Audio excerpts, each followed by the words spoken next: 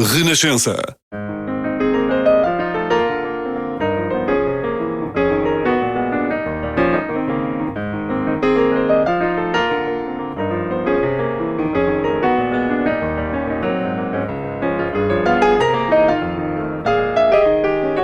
Bem-vindos ao Da Capa à Contra Capa. Portugal chegou ao número de habitantes mais elevado de sempre, com a revisão das estimativas da população residente, que inclui agora 14% de estrangeiros. É o terceiro país mais envelhecido da União Europeia. A população idosa cresce a um ritmo 5 vezes superior ao da população em idade ativa. Quais os riscos e oportunidades daquilo que parece ser uma mudança em curso no país? Que políticas sociais devem ter prioridade no atual contexto demográfico? E quão dependentes estamos, afinal, destes movimentos migratórios? Para a conversa desta semana, convidámos Luísa Loura, a diretora da Pordata, e David Justino, ex-ministro da Educação.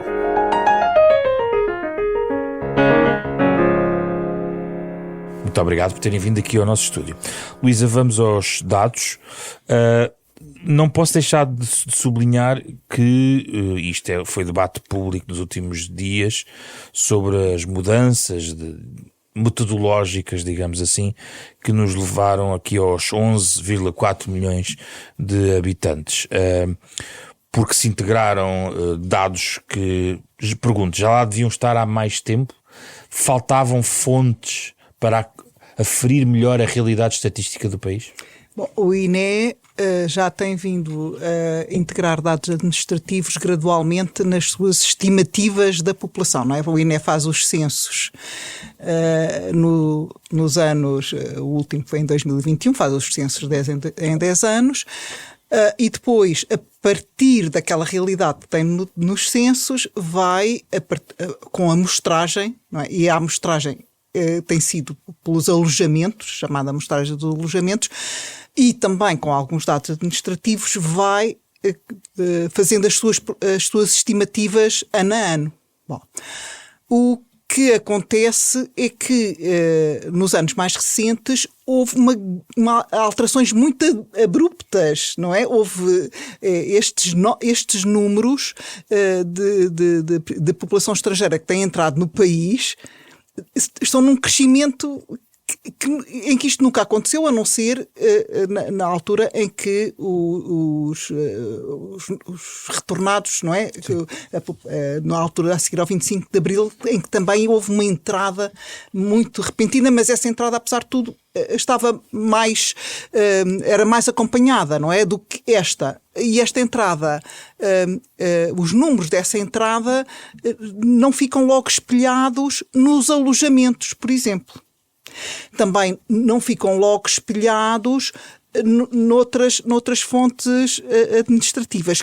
Quem tem essa fonte, quem tinha acesso mais rápido a esses dados era o antigo CEF e depois a AIMA. Portanto, houve aqui também uma coincidência de se ter extinguido o CEF, de se estar a dar corpo à AIMA, não é? Como entidade, e o INE perdeu essa fonte de informação e o INE foi muito explícito em relação a isso, que não tinha essa fonte de informação com dados consolidados. Mas nós precisávamos dessa fonte, quer dizer, tínhamos a noção de que alguma coisa não batia certo, porque falava-se entre especialistas também, sim. Mas agora confirma-se que de facto, e é uma margem bastante significativa. É muito.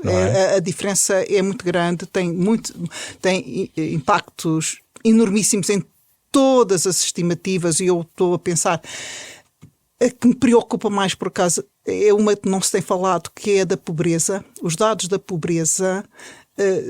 Como é que podem ser alterados por causa disso? Podem ser muito alterados, porquê? Porque a percentagem de população estrangeira, o inquérito à pobreza é amostral, não é?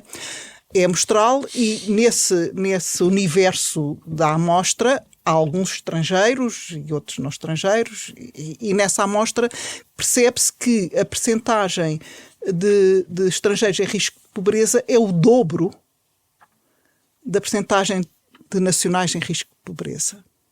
Bom, portanto, quando essa percentagem, que é o dobro nos estrangeiros, quando os estrangeiros são X, depois quando se faz a conta final, tem esse peso, não é? Da proporção de estrangeiros que nós estávamos a admitir que andava ali a menos de 9%. Agora que são 14%, sim, não é? Facilmente se percebe que quando isto for corrigido... Vai explodir a pobreza ferida em Portugal? Os números da pobreza não vão explodir, mas vão crescer. O crescimento foi muito grande. Vão crescer. É proporcional. Vão crescer muito. Os do emprego... talvez também vão ter que ser recalculados, claro, porque o inquérito ao emprego também olha para as nacionalidades e também é calibrado pelas nacionalidades, só que no emprego, os homens, o emprego na população masculina, nacional e estrangeira é muito idêntica. O emprego na população feminina é que é muito mais baixo na população estrangeira feminina do que na nacional. Ou seja, no emprego pode haver aqui alguma alteração. A minha estimativa, digamos, do que vai acontecer em relação ao emprego é que vai haver aqui alguma alteração, mas não será tão marcada como me antecipo que seja a dos dados da pobreza. Que esses sim tendencialmente serão agravados. São agravados porque a amostra já nos diz que a pobreza é maior entre os estrangeiros e como o crescimento da população foi muito no universo da população estrangeira, os números da pobreza irão quase certamente ser agravados. Além das questões do PIB também, do PIB per capita. Tudo isso, não há indicador, não há praticamente indicador de todos os per capitas, por exemplo, médicos per capita, enfermeiros, todos os per capita são afetados com estes números, não é? Isso, e a nota metodológica do INE já estabelece um calendário da divulgação. A minha questão é, isto poderá voltar a acontecer ou foi um episódio? Esta reavaliação com base nos dados da AIMA? Desde que o procedimento seja sempre o mesmo e desde que a incorporação da informação seja feita pela mesma entidade. Agora, o que é que pode eventualmente acontecer é a AIMA não haver nenhuma obrigatoriedade do lado dos estrangeiros de se registarem em algum serviço, não é? Se não houver essa obrigatoriedade, é muito mais difícil de conseguir, da metodologia do INE, conseguir encontrá-los. Porquê? O que é que eu vejo também? Vamos pensar, o INE tem a amostra dos alojamentos, não é? Eu seleciono na minha amostragem uma casa que é arrendada para imigrantes, onde uma semana estão uns, outra semana estão outros. Muito dificilmente o INE vai conseguir ter a informação dessa população flutuante, nessa habitação, não é? Nessa medida, os censos não perdem peso? Esse exercício que fazemos de 10 em 10 anos. Aliás, se isto for bem feito, se a metodologia for bem aferida pelo INE, nós conseguimos ter praticamente sempre dados censitários, ou seja, se conseguirmos criar ali um processo que olhe para todos os dados, tudo o que é dado administrativo, porque também temos dados de telemóveis, temos dados... É muito difícil hoje em dia alguém estar no país de forma minimamente permanente, sim, não é? Não sendo turista, sem que não se consiga apanhar. Agora, é muito complexo. Do lado do trabalho do INE é bastante complexo, mas já de certa maneira este passo que foi dado agora e que reequilibra a situação. David Justino, qual é a sua primeira leitura sobre este facto em particular de nós de repente olhamos para as estatísticas, para os quadros e de repente encontramos uma realidade completamente diferente, ou pelo menos com um aumento de 637 mil pessoas, uma maior expressão da população de nacionalidade estrangeira, uma revisão em alta, retrospectiva a 22 e a 2023. Deste ponto de vista, e conhecendo também a administração, ficou surpreendido? Eu não fiquei porque acompanho de alguma forma aquilo que já tinha observado no que diz respeito à população e à idade escolar, e em especial porque teve um impacto enorme nas escolas, e portanto eu fiquei alerta, em grande parte, através dos meus contactos que tenho com as escolas e com os estudos que tenho feito também, e com a equipa da Universidade Nova, sobre população estrangeira, sobre população imigrante. Agora, há uma coisa que eu julgo que é importante, ou seja, em 5 anos, o saldo, portanto, não é só os que entraram, não, o saldo são cerca de 825 mil habitantes. Isto o que quer dizer é que não há na história da população portuguesa, tirando o caso precisamente dos retornados, 75, 76, não há uma entrada tão massiva de imigrantes e, acima de tudo, uma entrada não controlada. Ou seja, o mecanismo que existia para entrar em Portugal era um mecanismo de manifestação de vontade, no fundo, e que, quer dizer, pulverizou os controles todos. Nomeadamente, depois coincidiu precisamente com o fim, enfim, de duas instituições, de uma instituição em particular, e isso leva precisamente a que desregulou completamente. Portanto, ao certo, eu devo dizer que eu conhecia os dados da AIMA, e perante os dados da AIMA, aquilo que eu verifiquei é que o INE vai ter que rever aqui muita coisa, mas não me fazia ideia qual era a dimensão da revisão. Há uma outra fonte que ainda por cima recentemente observei, que é a atribuição do número da Segurança Social, já a partir da altura da autorização de residência. Que são os dados mais recentes. Esses dados, não são dados, mas diga, esta obrigatoriedade vai valorizar muito, por exemplo, os registros da Segurança Social. Ou seja, que o INE também levou em linha de conta, precisamente para fazer estas estimativas da população. Quer dizer, quando se chega a meio, numa década normal, as estimativas, os mecanismos e as metodologias estavam estabilizadas. Perante um crescimento tão rápido e acima de tão descontrolado, aquilo que nós temos a dizer é que a metodologia teve que ser revista e teve que se cruzar muito mais fontes do que aquelas que era normal cruzar. Portanto, isto vai ter implicações no inquérito ao emprego, no inquérito à pobreza, etc. Vai ter implicações, ou seja, porque as amostras vão ter que ser todas reconsideradas. Não é? Mas o saldo migratório tem vindo a encolher, Luísa. Sim, por uma razão simples, porque nós continuamos. Era para ambos. Não, mas eu posso dizer, mas, por uma razão simples, nós continuamos, não obstante o impacto da imigração, nós continuamos a ser um país de emigração. Tá bem. Ou seja, há uma parte significativa da população portuguesa que procura as suas oportunidades fora do país. Qual é a diferença que eventualmente nós poderemos destacar? É que o nível de qualificação dos que entram é inferior ao nível de qualificação dos que saem. Isto quer dizer que nós estamos a perder capital humano.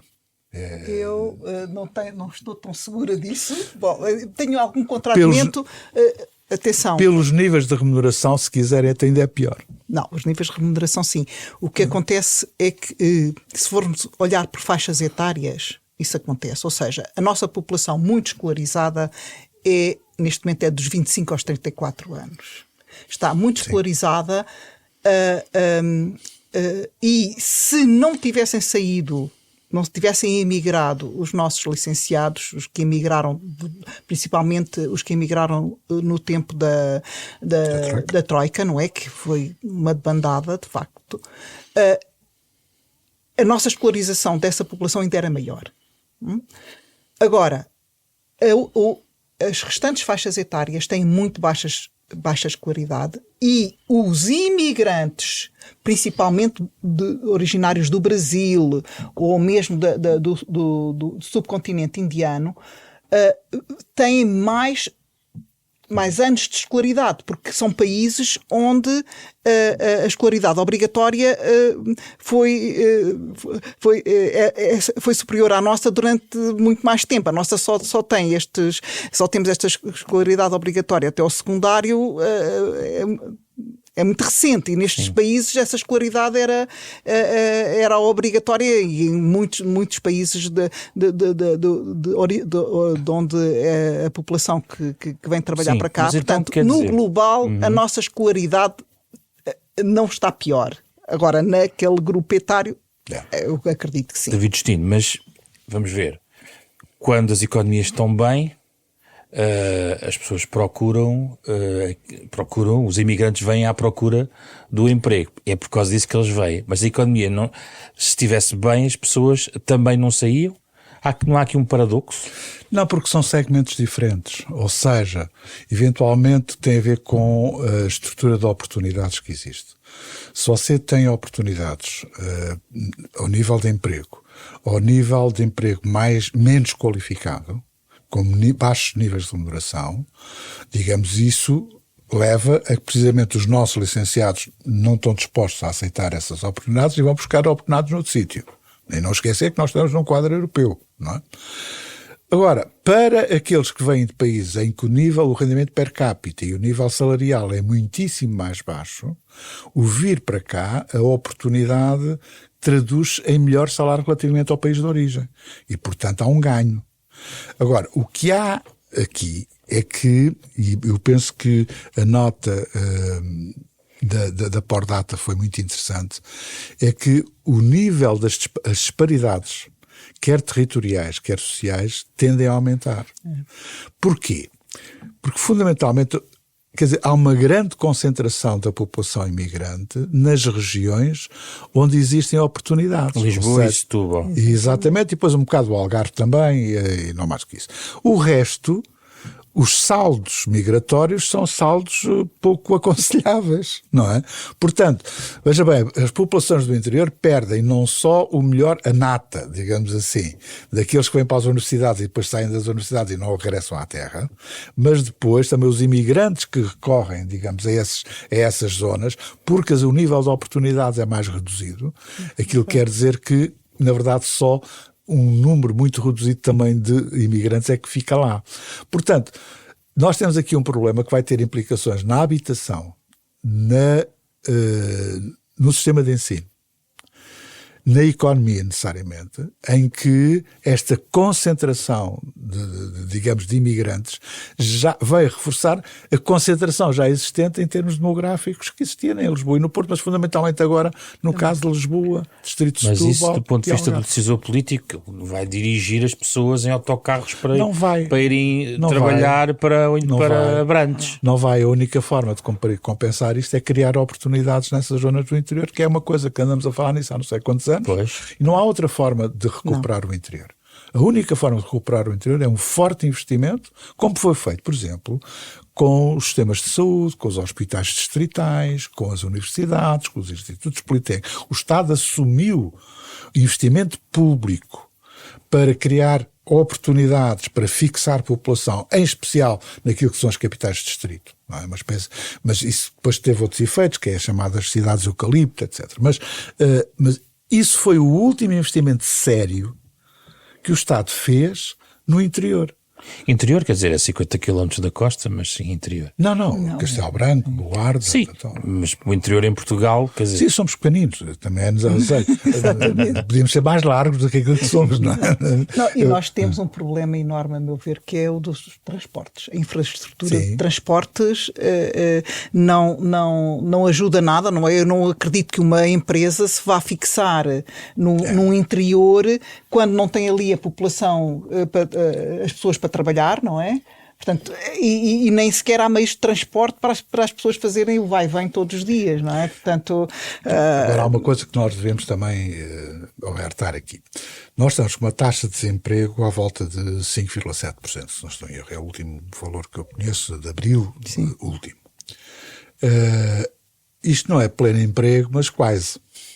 Ou seja, geralmente, tradicionalmente, utilizava-se 4,5% como pleno emprego. Isto varia de economia para economia, mas quer dizer, porquê? Porque há sempre um conjunto de pessoas que estão sempre a circular de emprego para o outro e passam por uma situação de desemprego. E, portanto, 5,7%, uma taxa de desemprego, não é de desemprego. Ou seja, é um revelador de que estamos com um bom nível de emprego.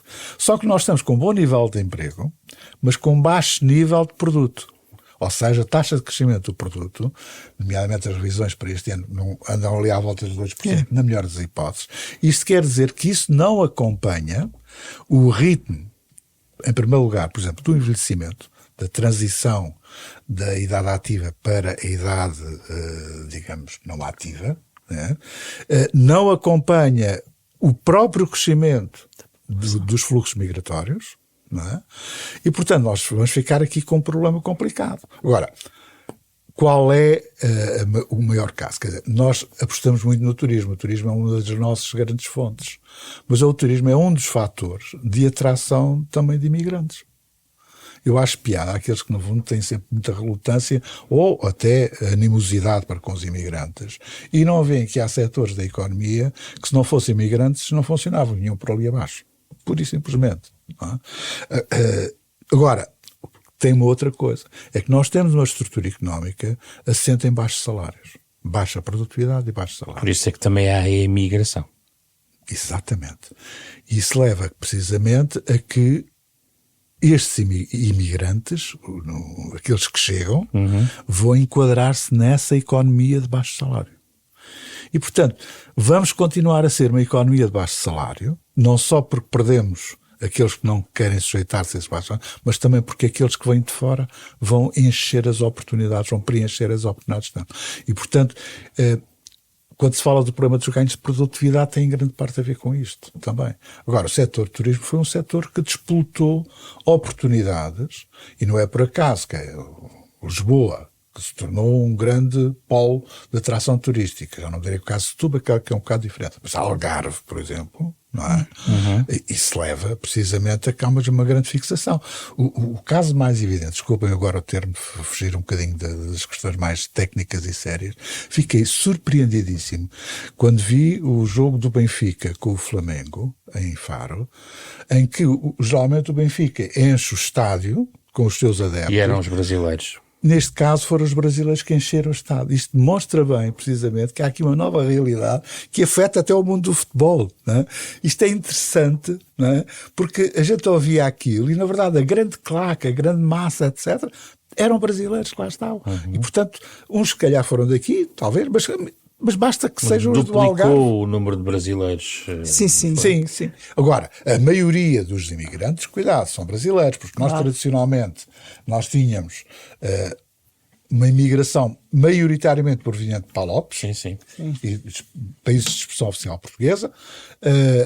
Neste momento ainda temos a maioria, mas já não é tão maioritária quanto isso. A maioria é brasileira neste Ainda momento. é a maioria. Ainda temos maioria de falantes de português. Sim. Maioria clara de falantes de português. Sim, isso é muito clara, sim. E, portanto, isso atenua um pouco o problema do que é, por exemplo, ter imigrantes asiáticos em que os miúdos, por exemplo, na escola, nem sequer dominam o alfabeto. Não é o problema da literacia, não. Nem sequer o alfabeto. Mas também mais do que duplicou os nepaleses, os que vêm do Bangladesh, do Paquistão, não é? Exatamente, sim. Isto foi uma alteração, estamos a falar de 21 para 25, não é? Também está aqui o fluxo da Ucrânia, porque, por razões óbvias, não é? E curiosamente que se manteve. Mantiveram-se por cá. Curiosamente. Exatamente. Atenção que vieram antes da guerra. Sim, era uma geração que veio guerra de 22. Integraram-se e têm-se mantido. Desde o ponto de vista da parte geográfica, isto coloca-nos cada vez mais litoralizados, aquela faixa de terreno entre Setúbal e Braga, não é que se costuma dizer, ou entre Viana e Setúbal. Entre o Rio Minho e o Rio Guadiana. É cada vez mais evidente, agravou-se, na verdade, essa concentração. Sim, os números estão a mostrar que se agravou, não é? E isso a mim preocupou-me e de alguma maneira também me surpreendeu, porque tenho olhado para alguns outros dados que mostram iniciativas interessantes em alguns municípios do interior, mas a sensação que me dá, por exemplo, principalmente ali a zona de Viseu e mesmo a zona lá mais em cima de Vila Real e tudo, houve uns... Ou seja, os dados anteriores que não incorporavam ainda a realidade, estavam-me a dar leituras que agora estes novos dados me dizem não, aquilo que me parecia, aquele estar a crescer mais do que os outros, de facto não é verdade. Eles cresceram um bocadinho, mas não foi com aquela força que eu estava a ver com os dados anteriores. Isto, para quem trabalha dados, o ter montado um raciocínio e uma leitura de retratos com números que não eram os certos, dificulta muito. Torna mais grave a situação, de facto, no interior, na verdade. O que isto mostra é que em comparação com o que pensávamos. Aquilo que eu pensava que algum interior estava a crescer, mais do que alguns até de litoral, não é verdade, porque estes novos dados estão a mostrar que não. Estes dados estão a dizer, não, o litoral está a crescer mesmo muito mais. E eu queria gostar, a questão do Norte. O Norte é interessante. Perde população jovem e ativa, é a região mais populosa, mas a população ativa praticamente está estagnada. O que é que se passa com o Norte? Não é? Bom, então eu vou entrar aqui na população e idade ativa. Eu chamo a atenção para um pequeno pormenor que foi muito falado com este preço, que foi a população idosa cresceu 5 vezes mais que a população e idade ativa. Exato. Nos estudos que temos feito das outras vezes, nós não podíamos dizer isto. Porquê? Porque é que de antes não se podia dizer nada disto? Porque a população e idade ativa estava a diminuir. Quando está a diminuir e a idosa a aumentar, eu não posso dizer que a idosa está a aumentar mais não sei quantas vezes do que a... Ou seja, eu não consigo estabelecer uma relação de força. Uhum. Pela primeira vez em muitos anos, a população e idade ativa aumentou um bocadinho. E ao aumentar um bocadinho, eu posso dizer isto, que a população idosa aumentou 5 vezes mais do que a outra, mas a outra também aumentou. E esta é que é a questão, é que os dados que tínhamos antes, e que não eram os reais, não é? Sabemos agora que não eram os reais, apontavam para um decréscimo da população e idade ativa. Era decréscimo. Eu não podia dizer que a outra tinha aumentado mais não sei quantas vezes do que a outra, porque a outra não estava a aumentar. A outra estava a diminuir. Isto era um inverno demográfico terrível. Mas no Norte há um inverno maior. Não, o que acontece é que o Norte conseguiu... Estava num inverno... Com os dados anteriores, estava com um inverno tremendo. Estava mesmo a decrescer muito a população e idade ativa. E agora... Na verdade, mostra que estabilizou. Ou seja... Mas o índice de sustentabilidade diminuiu 16,2 exatamente. Face a 2021. Pois. Isso não quer dizer... Quer dizer que... Ou seja, a população e idade ativa por cada 100 idosos... Vou recuperar o que estava a dizer. E que de facto, estes dados mostraram que a população e idade ativa em Portugal está a crescer. Cresceu. Cresceu e está a crescer. Ou seja, tem estado a crescer. Tem estado a crescer nos últimos... De 2021 para 2025. Antes, esteve sempre a decrescer nos últimos anos. Certo. Sempre a decrescer a população e idade ativa. E, com os dados que tínhamos o ano passado, também estava a decrescer.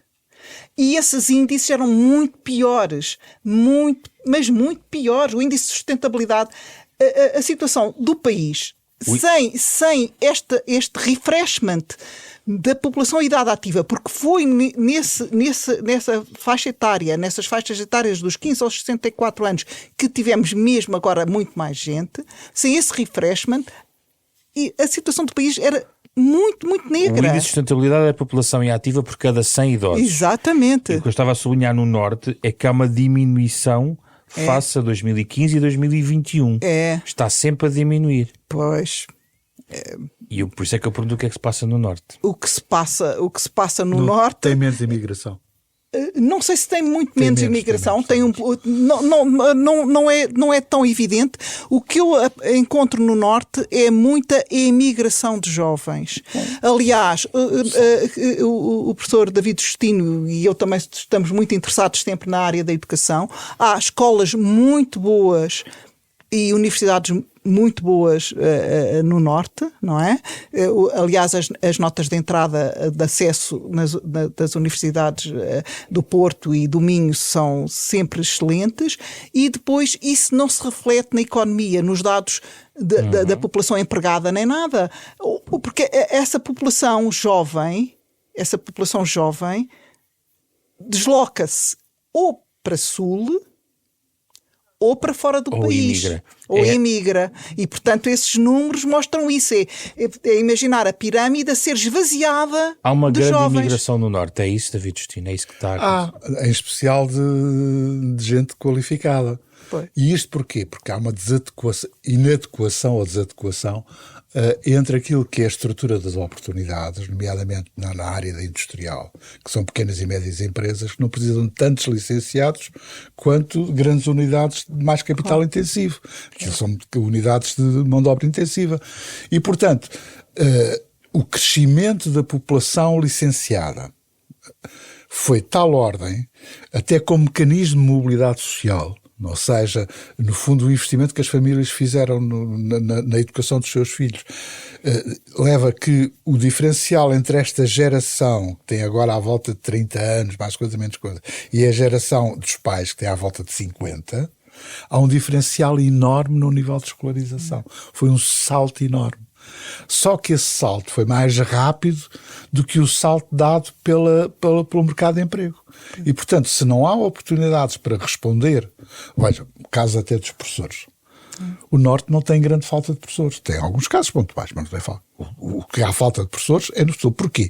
Porque o Norte, digamos que o acesso ao professorado, não é, da formação de professores, era um mecanismo de mobilidade social que até há meio pouco tempo era efetivo, ou seja, a economia nortenha não absorve o capital humano criado nas universidades. Neles próprios, apesar exatamente. de tudo aquilo que só a Universidade do Minho ter feito muito trabalho em incubação com empresas, a Universidade de Aveiro como polo tecnológico, o ensino profissional no Val do Ave.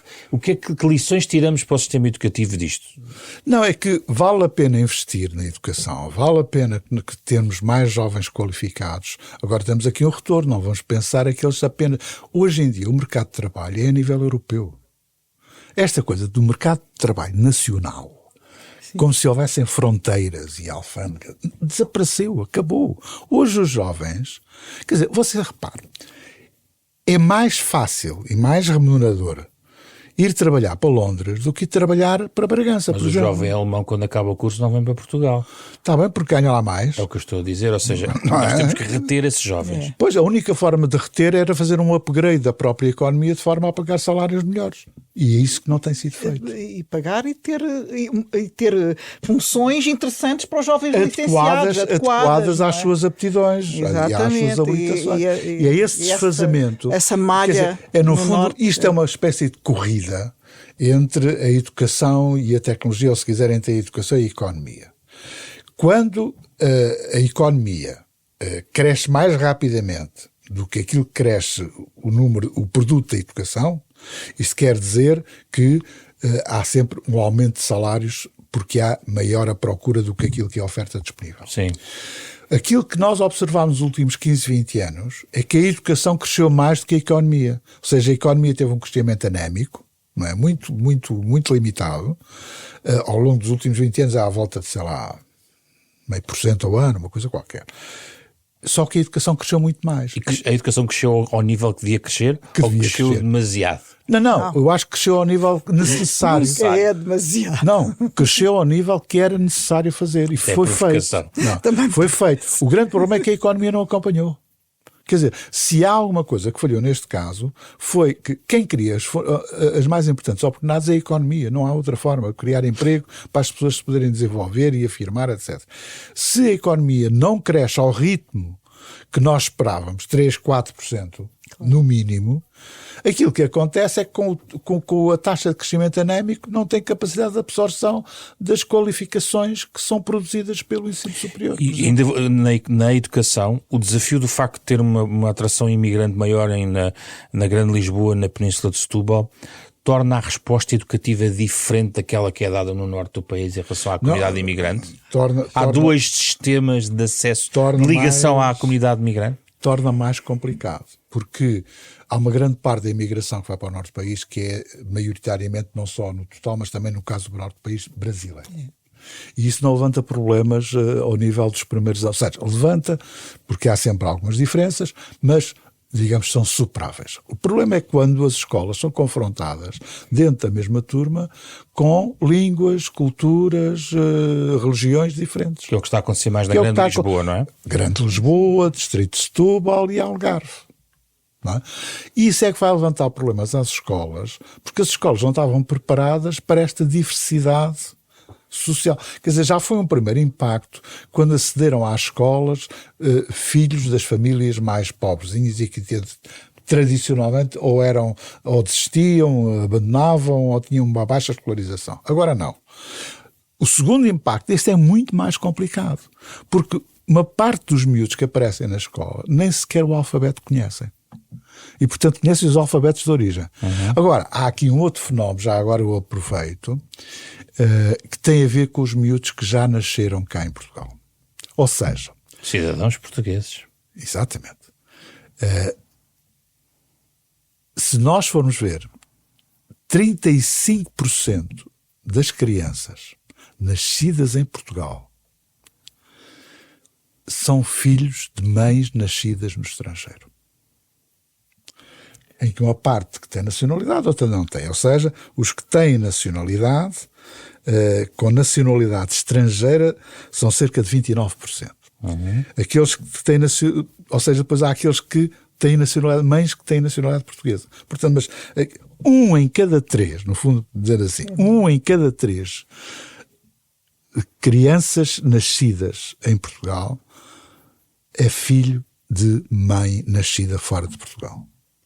Isto é uma alteração profunda e, não obstante isso, a nossa natalidade continua com problemas. Não é? Ou seja, isso vai dar que o saldo natural continua a ser negativo. Sim. Não é? Continua a ser negativo. Portanto, temos aqui alguns pontos que são muito interessantes, mas o impacto que isto tem, quer na economia, quer na educação, na saúde. Já vamos à saúde. E temos a saúde e temos a educação. E temos a habitação. Antes de ir a isso, tinha aqui uma dúvida, Luísa Loura, de algo que não está aqui nos dados que a Pordata destacou e também naquilo que vem no INEC, que eu gostava de cruzar. Tem a ver com os dados muito recentes que alertam para a saída dos imigrantes através de redução do número de imigrantes que estão registados exatamente na Segurança Social. Pode estar a acontecer esta saída? Quando é que poderemos ter dados que o confirmem? Temos que esperar um ano? Sim, em geral temos que esperar um ano. Em geral, quer dizer... E vai incluir esses dados da Segurança Social? Agora com esta alteração metodológica? Estes dados já mostram que um abrandamento, não é, no crescimento, nas entradas, e principalmente mostram que o número de crianças até reduziu no último ano, não é, de 24 para 25, não é? Portanto, já será efeito de saídas, não é? Porque as crianças não saem sozinhas, não é? Com certeza que os pais também já saíram. Agora, eu não sei se vamos conseguir recuperar quantos é que estavam cá e saíram, a não ser com os números da imigração. Porquê? Mas era preciso que eles tivessem estado cá durante mais de um ano, não é? Portanto, a imigração, quando o INE publica os dados das saídas e das entradas também, ele reparte entre os que saem e são de nacionalidade portuguesa e os que saem e são de nacionalidade estrangeira. Mesmo nos de nacionalidade portuguesa, não significa que não sejam originariamente de nacionalidade estrangeira. Certo, porque aquilo que, aliás, o David que é a aquisição das nacionalidades, não é?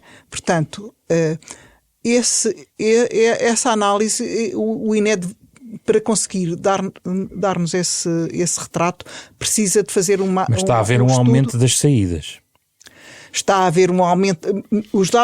Esses dados vão chegar em setembro. Nós, em setembro, já vamos conseguir ter esses números. O INE a expectativa era de que eles saíssem também agora nesta edição de junho, mas só vão sair em setembro, os dados da imigração e da imigração, porque eles complementam-se. Nós temos que perceber quantos dos que cá estavam é que saíram, quantos dos nacionais que estão lá fora é que voltaram a entrar. Eu estava a sublinhar uns dados que são da Segurança Social, que mostram que a saída da Segurança Social de imigrantes aumentou 66% em 2025, sobretudo brasileiros. Que indicia uma saída dos brasileiros do mercado português de trabalho. E eles são a maioria. As reportagens mostram, por exemplo, que estão aí, por exemplo, há muitos para a Espanha, por exemplo. As reportagens, não são as estatísticas. Lá está. Se eles podem ter adquirido a nacionalidade portuguesa... E a partir daí? A partir daí conseguir movimentar-se no que era espaço. Um fenómeno que sempre se falou, não é? A ideia de, mas isso só consegue ser medido bem com outros instrumentos que não estes que o INE nos fornece, não é? Eles têm que preparar um instrumento específico para isso. Ia dizer qualquer coisa? Eu ia perguntar-lhe sobre a saúde a seguir. Eu de saúde não sei muito, mas enfim. Mas vai ler aqui. Mas há aqui uma coisa que eu julgo que é importante, é que se nós constituímos, se a economia e o mercado de trabalho constituem para os imigrantes que escolhem vir para Portugal uma boa oportunidade e uma vantagem, se for para a Espanha a vantagem é maior, se for para a França a vantagem é maior, se for para a Alemanha a vantagem é maior ainda. Portanto, tudo o que seja circulação do espaço Schengen, aquilo que vai acontecer é que uma parte destes imigrantes com certeza vão circular, tal como os portugueses circulam também. Quer dizer, a ideia da imigração definitiva para um determinado destino, para um determinado país, é uma coisa que está ultrapassada, uma vez que cada vez mais, mesmo os imigrantes portugueses, vão onde há oportunidades que sejam condizentes com o seu estatuto e com as suas aspirações, digamos assim. Os imigrantes não portugueses que vieram para Portugal vão fazer o mesmo. Na sua equação, educação, saúde, habitação, por exemplo. Não sei se esgotou a sua leitura da educação, se quer deixar aqui mais alguma. Dizer, a leitura da educação está, penso que está feita e o problema existe, não é? Por exemplo, o número de estudantes matriculados no primeiro ciclo, que vinha sempre a descer, nos últimos 5 anos voltou a subir. Isso quer dizer que vamos precisar de mais professores quando não os temos, vamos precisar de mais turmas quando não as temos. Quer dizer, esse é outro problema. Estamos entre os países com menor escolarização da população ativa. Sim, mas isso tem a ver fundamentalmente com a população mais idosa. Ou seja, que sendo ativa, que estando em idade ativa, é mais idosa. Ou seja, o nível de escolarização da geração dos pais, dos miúdos que estão agora na escola, a geração dos pais já tem um nível de escolarização que anda à volta acima dos 10 anos, muito mais, em alguns 12 anos. Entre os 25 e os 34, portanto, Portugal já está alinhado com a média da União Europeia. Foi um progresso assinalável, esse que foi feito. Isso aí. Agora, o que é que acontece? Continuamos a ter população idosa que tem níveis de escolarização muito baixos. Quer dizer, esta melhoria, este desenvolvimento que se verificou é restrito aos últimos 30 anos. Quer dizer, eu só para explicar em termos simples, em 1991, de acordo com os censos, a escolarização média da população total, da população residente em Portugal, era de 4,1, 4,2 anos, ou seja, pouco mais que o primeiro ciclo. E isto aumentou, neste momento já vai em 8, se não estou em erro, sendo que as gerações mais jovens já ultrapassaram 10, 11, 12. E, portanto, as populações mais jovens já estão a cumprir até a escolaridade obrigatória de 12 anos, não é? E, portanto, quer dizer, nós demoramos, as pessoas às vezes não percebem isto, nós demoramos para ter uma escolarização primária, ou seja, só de escola primária, nós demoramos quase 140 anos a atingir a taxa de foi decretada em 1843-44 e só em 1981 é que nós atingimos esse patamar. As escolaridades obrigatórias de 6, de 9 e agora de 12, digamos assim, são muitíssimo mais rápidas. E estão a ser muito mais rápidas porque as pessoas finalmente, e já há uns anos felizmente, perceberam que a educação é um investimento que pode e deve ser feito. E aqui não é só investimento das famílias, é investimento do Estado também, não é? Portanto, eu aí não tenho grandes dúvidas. Sobre a questão das qualificações, só uma nota em relação à educação. Isto pode dar mais argumentos a favor de uma aposta no chamado ensino profissional, no sentido de uma preparação mais direta para o mercado de trabalho, que não requer o mestrado e doutoramento, uma vez que aí há emprego não falta, não é? Porque estamos em pleno emprego. Sim, nós temos aquilo que são os alunos inscritos no ensino profissional é à volta de 40%. Portanto, 40-60%. Só que o problema aqui não é um problema de racionalidade. Eu não posso dar uma resposta racional porque os atores não são necessariamente racionais. Porque o problema do estatuto social que confere o acesso à universidade é muito superior àquele que confere a oportunidade de entrar no mercado de trabalho mais cedo. Um eletricista não tem que ser engenheiro eletrotécnico. Claro que não. Claro que não. Mas, em Portugal, pois, mas parece Portugal, que tem que ser. Mas parece que tem que ser. Por isso é que, na verdade, depois os engenheiros eletrotécnicos têm que emigrar porque não há. E os eletricistas há falta. Não há. Não sei. Não, mas quer dizer, a gente fala sempre nos eletricistas e nos estudos. Exemplo, claro, mas quer dizer, nós estávamos até há bocado a falar. Os cursos profissionais mais frequentados são os cursos de informática. Isto vai levar uma volta muito grande. Já está a dar. Pois. Porque, na verdade, com a inteligência artificial, uma grande parte da programação, etc., é feita em inteligência artificial automaticamente com o code, não é? Com o código. As universidades já estão a sentir isso. E já estão a sentir isso. Portanto, ouçam, esqueçam, não temos que andar a formar programadores, etc., tem que se formar outro perfil de pessoas ligadas à informática que não este que nós estávamos a apostar. Portanto, hoje o ensino profissional está completamente desadequado. Porquê? Agora, há uns que têm tentado trabalhar bem, quer dizer, eu vou por algumas escolas profissionais e vejo, por exemplo, a qualidade da formação por exemplo, para o turismo, para a restauração, que são muito bons, saem de lá muito bem formados. Podia ser uma chave para o interior. Sim. Mas não é, está bem, mas o seu interior não tem população suficiente para aguentar não sei quantos restaurantes, quer dizer, tem que se ter, ou seja, tem sido de alguma forma uma chave também. Só que eu quando formo, se vamos admitir, em Abrantes, um curso de formação de restaurante, a maior parte dos alunos vão para o Algarve trabalhar, ou vão para a região de Lisboa. A não ser que haja uma fábrica lá que possa ficar com... Eu estou até a falar da restauração e do turismo. Sim. Ouçam, os operadores turísticos do Algarve regularmente percorrem o país à procura de alunos do ensino profissional, muitos deles ainda não terminaram o curso, para lhes dar emprego e oportunidades. Ouça, portanto, isto quer dizer que teve algum sucesso. Agora, o problema é um problema de regulação que não chega. E eu, sinceramente, acredito, se houver uma valorização do ensino profissional, é capaz de atrair mais gente. Agora, tal como está, não é suficiente. Sobre a saúde, mas antes disso, saúde liga-se um pouco ao envelhecimento, que é uma trave mestra aqui do retrato que a Pordata faz. Gostava só de recuperar alguns dados, Luís, em relação a esta matéria, já que sublinhámos a natureza envelhecida do nosso país, terceiro país mais envelhecido da União Europeia, quando nos comparamos com a Europa. Estamos melhor. Estamos a melhorar? Pois. Antes destes dados, éramos o segundo e estávamos colados com a Itália. E se nada se fizesse, estaríamos em primeiro agora. As projeções apontavam para ser o mais envelhecido em 2025. E, portanto, nestas coisas não há campeões mundiais, nem nacionais. Nem europeus. Nem campeões europeus. Aqui éramos mesmo os campeões, porque lá está, aquilo que eu tenho dito, isto foi estes números trouxeram um rejuvenescimento à população.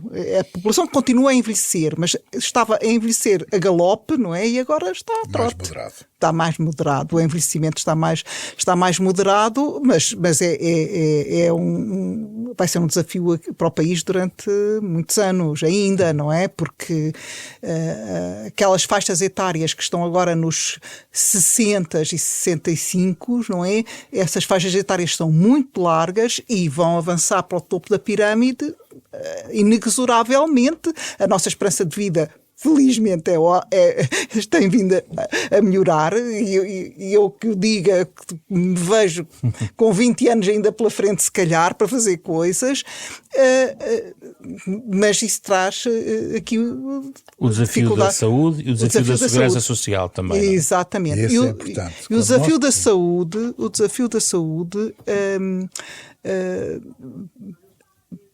faz-me apontar para um indicador que não vejo muito e que eu acho que deveria ser com esse que o pensamento deveria ser feito na gestão da saúde, que é quantos médicos temos por cada idoso com mais de 75 anos. E porquê com mais de 65 anos? Porque o INE faz recolha de muita informação e aquela informação é riquíssima, e nós percebemos que aos 75 anos os problemas de saúde agravam-se. Pronto. Mas o que é que nos diz esse indicador atualmente?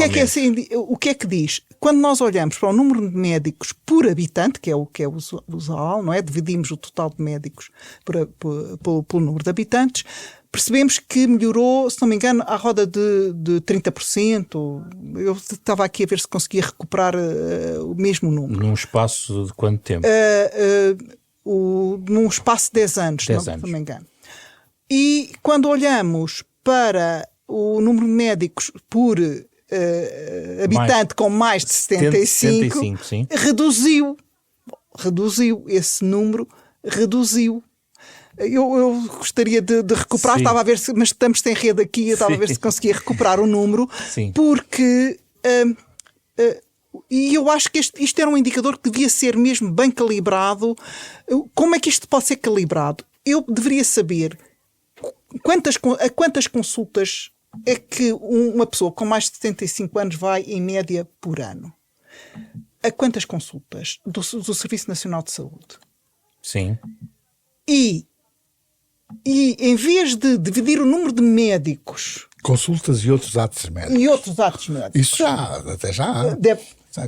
E em vez de se dividir pelo número de habitantes, deveríamos olhar para o tipo.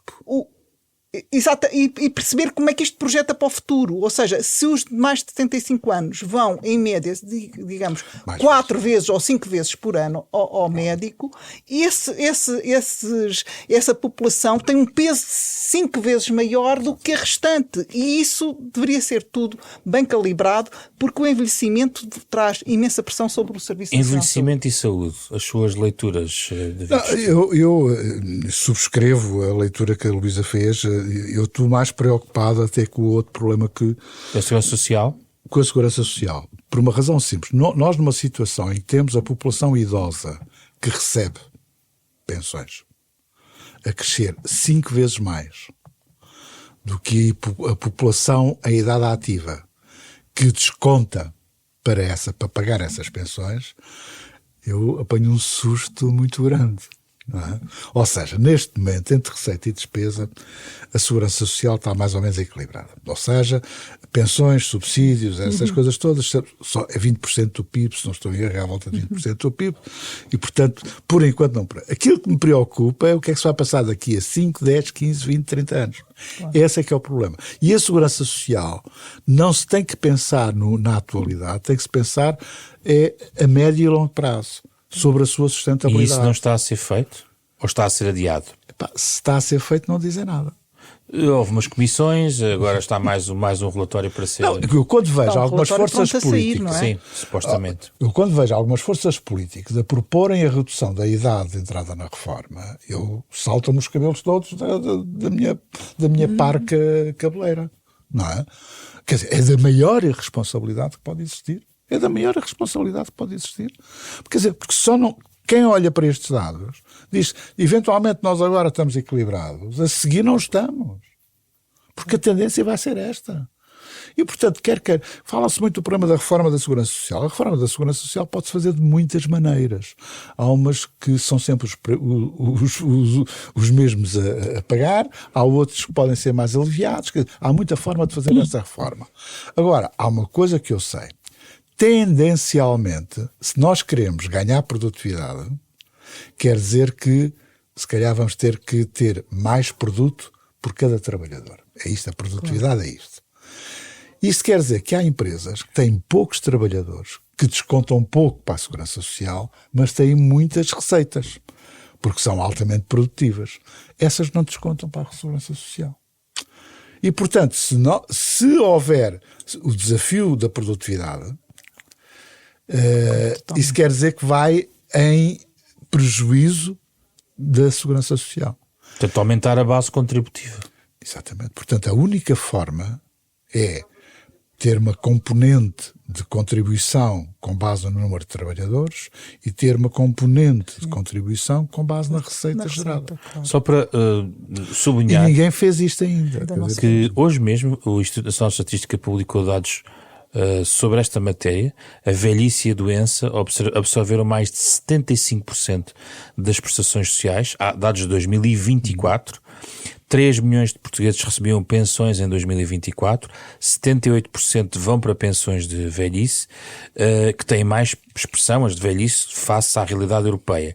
Comparativamente com a União Europeia, em Portugal gasta-se menos nas prestações sociais de apoio à habitação, ao desemprego e à família. Sim. São os dados que hoje foram conhecidos do INE, curiosamente, no dia em que estamos aqui a fazer o nosso programa, não é? É isto.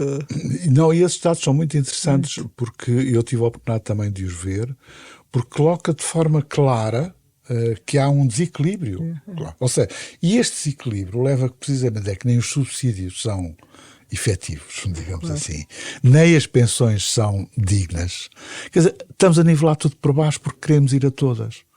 Quer dizer, não é possível. Não é possível. E há uma coisa que nós vamos ter que meter na cabeça. Os tempos a nível internacional são tempos de adversidade. Não vão ser tempos de facilidade. Mas temos que fazer escolhas, é isso? Ou seja, não podemos ir a todas, é o quê, David? Não, quer dizer, se nós queremos ter pensões mais dignas, temos que ir buscar o dinheiro a outro sítio. Não há outra forma. Mas as capacidades também são limitadas numa economia global e aberta. Claro. Não é? Mas agora imagine o que é ter uma economia de guerra, ou então, se quiser, petróleos a $100, não é? Ter essas coisas. Que é o que estamos aqui a... Não é? E depois temos maior investimento em canhões, não é? Em mísseis. Vamos às canhões e manteiga. E aos mísseis, não é? Quer dizer, não há possibilidade, quer dizer, há uma parte da manteiga que vai à vida, não é? Portanto, eu julgo que da maior parte dos responsáveis que eu tenho observado, anda-se a empurrar com a barriga. E há formas não tão penalizadoras como já foram de tentar reequilibrar um bocadinho essa sustentabilidade da segurança social, que não seja só cortar. Como, por exemplo, David? Não, aquilo que estava a dizer há bocado. Ou seja, que tem que haver outras fontes de receita da segurança social que não venham única e simplesmente do fato do trabalhador. É que é o único. Ou seja, paga em função do número de trabalhadores que tem. Quer O trabalhador paga, quer E eu o diria empresário que essa paga. realidade vai acelerar bastante também, porque cada vez se vai conseguir produzir mais com menos trabalhadores. Exatamente. Não é? Porque se há alguma coisa que esta revolução digital da inteligência artificial vai trazer, é que vai tirar muito intermediário do caminho. Não é? Hoje em dia há muita coisa que consegue ser feita e que antes se tinha que pedir a outros para programarem ou para desenharem ou para fazer o que quer que seja, e agora temos aqueles agentes que vão fazendo muitas dessas coisas, e eu sei por experiência própria, porque eu sei programar, mas não sou uma grande programadora, e pedia muitas vezes a outras a especialistas para me fazerem a programação. Sim. E hoje em dia eu consigo pedir, faz-me um programa que me faça isto assim, assim, assim. Portanto, esses intermediários vão sair do caminho, o que significa que vão ser necessárias menos pessoas para produzir o mesmo. Não é claro que isso não tenha também um custo ao nível do emprego depois. Pode vir mas o que significa é que o produto final sai mais barato, não é? E portanto eu estou mas há mais gente depois para o desemprego, pressionando também o sistema. Sim, vai haver mais gente, pode vir a haver mais gente no desemprego, pressionando o sistema, mas significa que o produto vai ficar muito mais, a meu ver, deverá ficar muito mais do lado da empresa. A empresa poderá vir a ter menos gastos com recursos humanos, ou pelo menos para produzir o mesmo. Isto aqui há vários caminhos. Ou vai produzir muito mais, mantendo quem tem lá a trabalhar, vai conseguir produzir muito mais, e produzindo muito mais, e vendendo, e tirando lucro daí, esse lucro tem que vir a beneficiar a Segurança Social, eu não tenho dúvida nenhuma, não é? Eu não falava só do lucro, eu acho que o lucro, eu falava daquilo que é o valor acrescentado. O valor acrescentado, exatamente. Ou seja, se uma empresa que tem 50 trabalhadores e tem um valor acrescentado de 100, aquilo que se devia fazer é que contribui pelo número de trabalhadores e contribui pelo valor acrescentado. Sim. Pelas duas coisas, tem as duas componentes. Exatamente. Porquê? Porque se tiver menos trabalhadores e o mesmo valor acrescentado também paga. Está equilibrado. Exatamente. E, portanto, há metodologias, há soluções para isso. E com certeza que muitos países já vão adotando isso, eu também reconheço que se nós desincentivamos digamos, as empresas que no fundo têm menos trabalhadores e produzem muito, isso também é, digamos, é um desincentivo à inovação e digamos, é um mau prémio. Agora, tem que haver aqui algum equilíbrio, não é? Por isso é que eu digo que temos que considerar as duas componentes. Agora, a segurança social, o problema pode estar aparentemente resolvido no presente, não está resolvido a médio e longo prazo. Está. Nada resolvido. Mas a manutenção de um contingente relevante de imigração pode mascarar um pouco as contas durante algum tempo. Exatamente. É o que temos visto, não é? Mas durante algum tempo pode mascarar. Não é uma solução estrutural, é isso? Não é uma solução estrutural. Ou seja, é uma solução estrutural se esses imigrantes integrarem e fixarem dentro deste mercado de trabalho. Agora, como também uma grande parte deles está em ocupações de baixas qualificações, logo baixos salários, as contribuições também são reduzidas. Certo.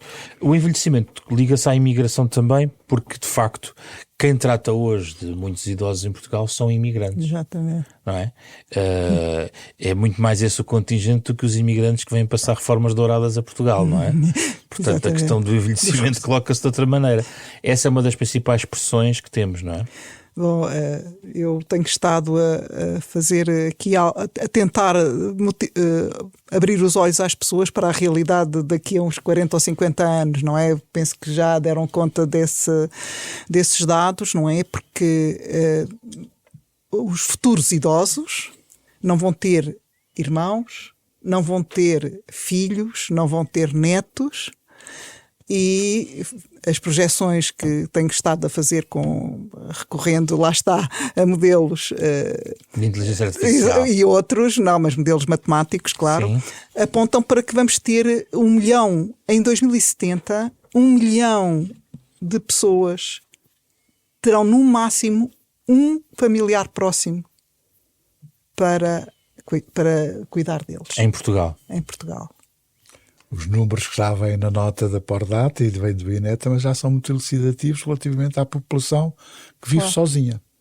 Não, mas a população que vai viver sozinha, mas é que não é viver sozinha, é viver sozinha isolada e não ter apoio, ninguém familiar próximo a quem recorrer. São 1 milhão de pessoas.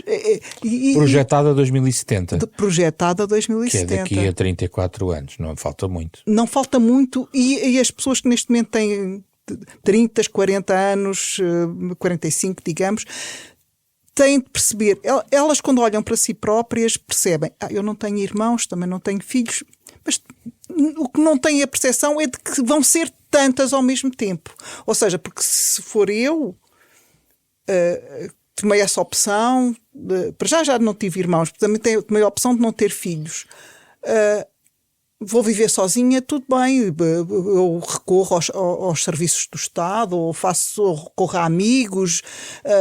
O problema é que vão ser 1 milhão nessas condições.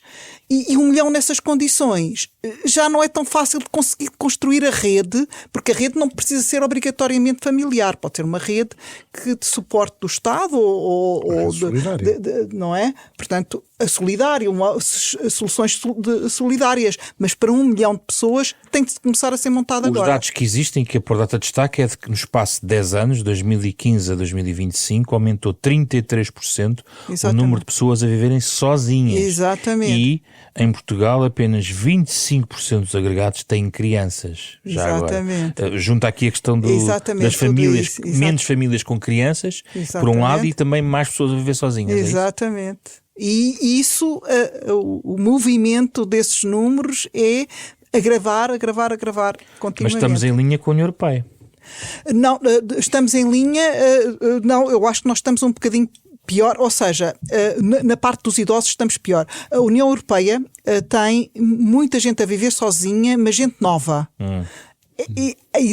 Há muito mais. Aqui os nossos jovens ficam em casa dos pais até tarde, e na maioria dos países da União Europeia eles saem e vão viver sozinhos, não é? Agora, quando olhamos, porque aí quando falamos dos idosos que estão a viver sozinhos, sim, em Portugal são muito, por acaso não pus aí os números da União Europeia. O que é que isto lhe sugere, David Justino? Não, isto é o preço de termos estruturado uma sociedade de filhos únicos ou de não filhos. Pois. Não é?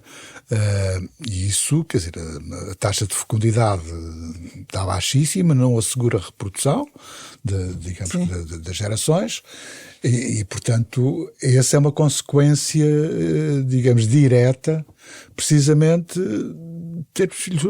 Eu sinceramente tenho 2, mas quer dizer, mas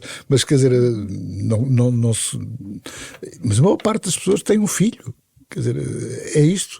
E, portanto, todos os mecanismos de apoio que têm que sair do âmbito familiar para ir para um âmbito mais solidário, quer privado, quer público, para tratar deste problema, porque é um problema real e objetivo, que já existe e que se vai agravar, de acordo com aquilo que... E é muito curioso nos dados da Pordata quando discrimina a questão do aumento dos nascimentos, que são, por exemplo, na Península de Setúbal, Oeste, Val do Tejo e Algarve, mas por causa do contributo das mães estrangeiras, claro. Não é? Porque se fosse assim, a diminuição era tremenda. Menos 14% em Setúbal, menos 11% Oeste e Val do Tejo, menos 17% no Algarve.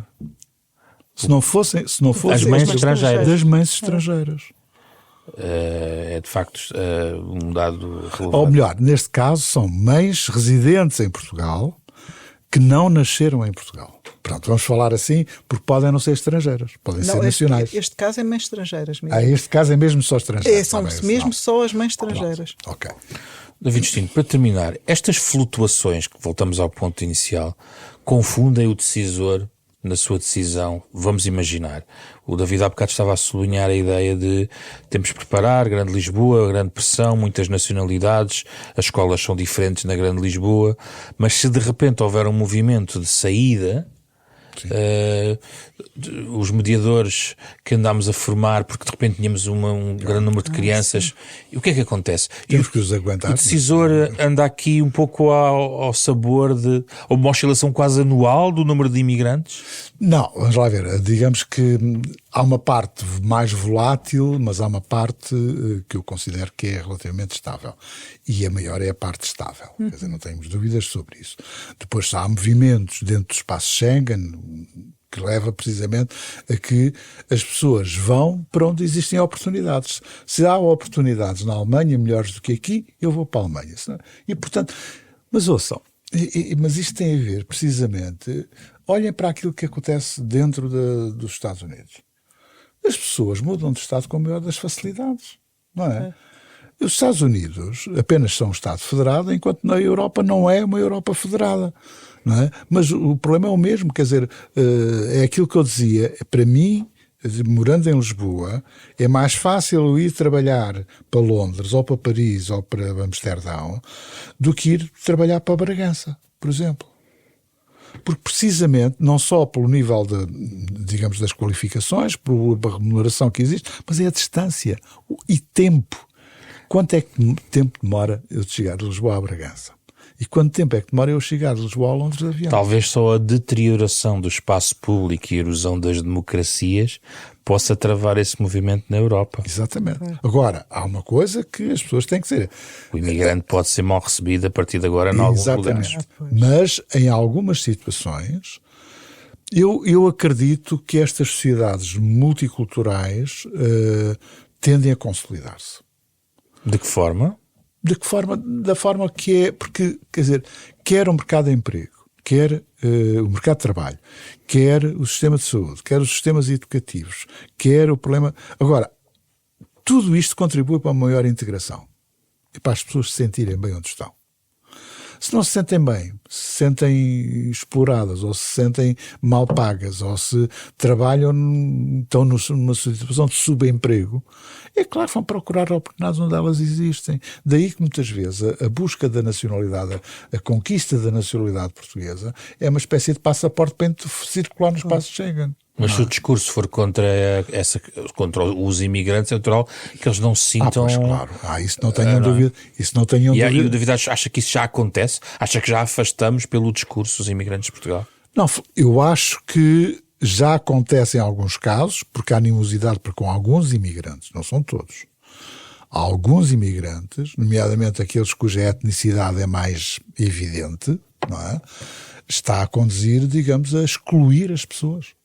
Mesmo que fiquem cá, a situação de exclusão, aquilo que nós podemos designar uma exclusão percepcionada, ou seja, eu não estou a ser bem recebido, eu estou a ser maltratado, uma coisa que... Isso é perceptível. Está a falar do reagrupamento familiar também? Não, o caso do reagrupamento familiar é o outro. No caso do reagrupamento familiar, aquilo que eu digo é que os entraves foram agora colocados pela nova legislação, é uma coisa que tecnicamente eu acho execrável. Não tem fundamento. Não tem fundamento. Porque eu, se tiver uma imigração de famílias, em vez de ter uma imigração de indivíduos, eu tenho maior potencial de integração e, acima de tudo, de estabilidade. Se eu dificulto a integração das famílias e continuo a admitir os indivíduos, eles vão viver sozinhos, vão viver em camaradas, vão viver em mil e uma coisas, que não é um fator de integração.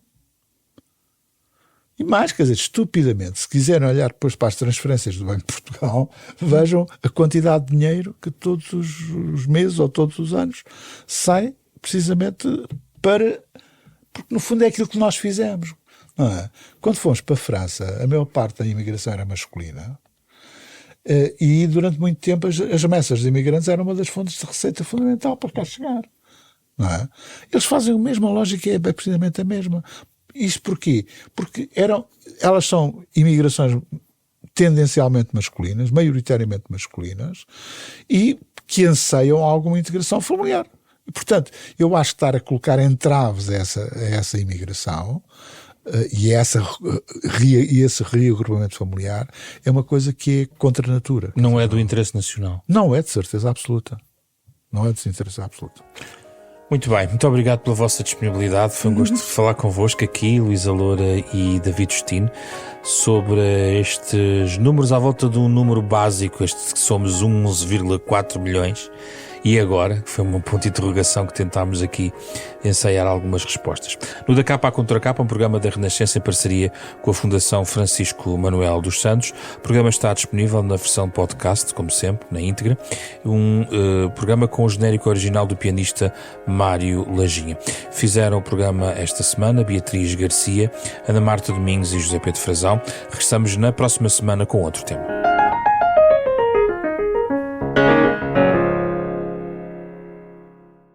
Renascença Podcast.